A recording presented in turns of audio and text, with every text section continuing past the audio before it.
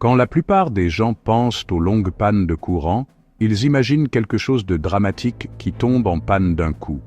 Une tempête massive, une énorme explosion ou un effondrement total du réseau. Mais cette image est trompeuse. Les pannes de courant de plusieurs jours ne se produisent généralement pas parce que tout tombe en panne en même temps. Les pannes de plusieurs jours se produisent parce que le réseau électrique est conçu pour attendre. Le réseau électrique attend une confirmation. Le réseau électrique attend les équipes. Le réseau électrique attend les décisions manuelles. Pendant cette attente, de vastes zones restent dans le noir même si seule une petite partie du système est réellement endommagée. Des capteurs sont placés partout dans le réseau de distribution, beaucoup plus rapprochés qu'avant, et ces capteurs mesurent en continu le courant, la tension et la synchronisation. Le système d'automatisation qui met fin discrètement aux pannes de plusieurs jours ne vise pas à rendre les tempêtes moins fortes ou les lignes électriques plus robustes.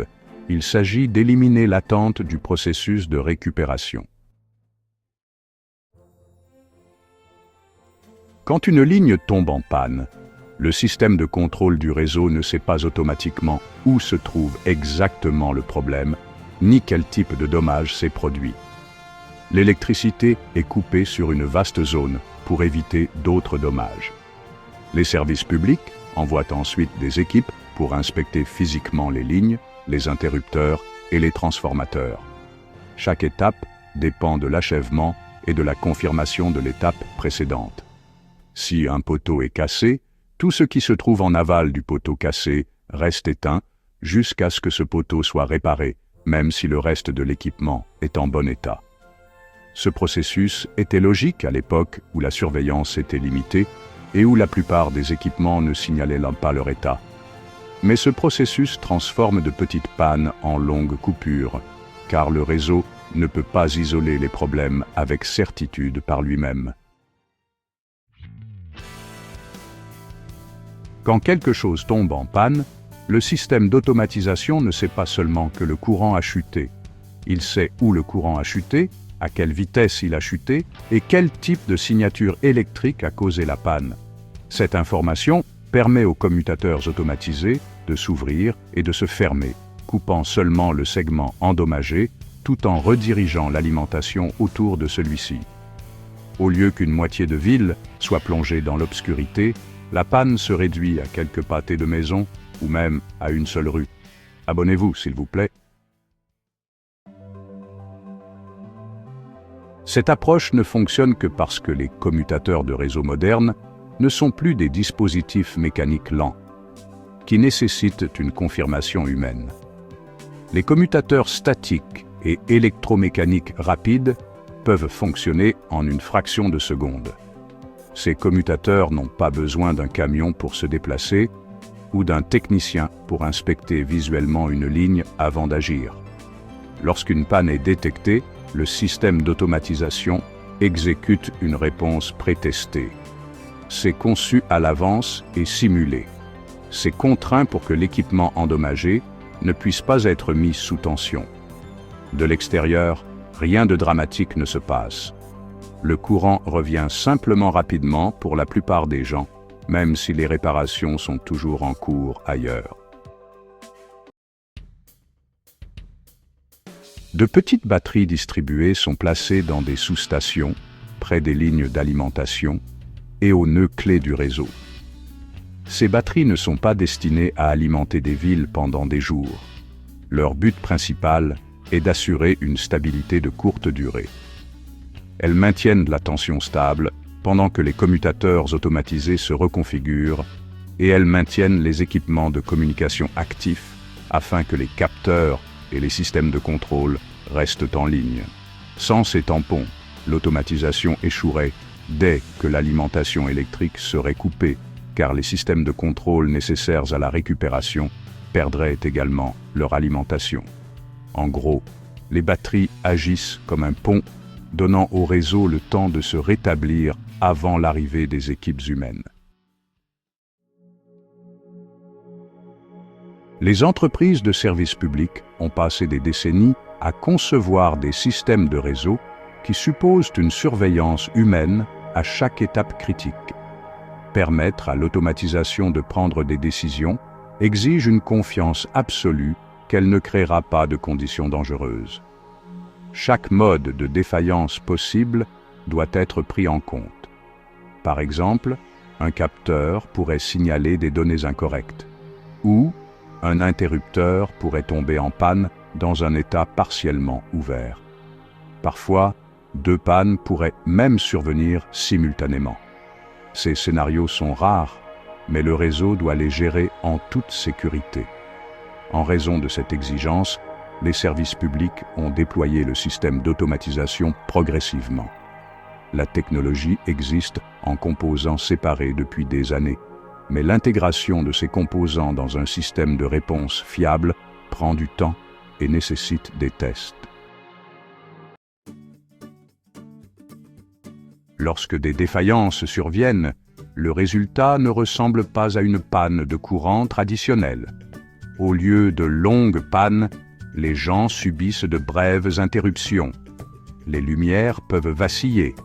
Les appareils peuvent se réinitialiser. Certains équipements peuvent ne pas tolérer les commutations rapides. Il y a aussi le risque de classification erronée, où un transitoire électrique inoffensif est traité comme une panne grave et provoque une isolation inutile.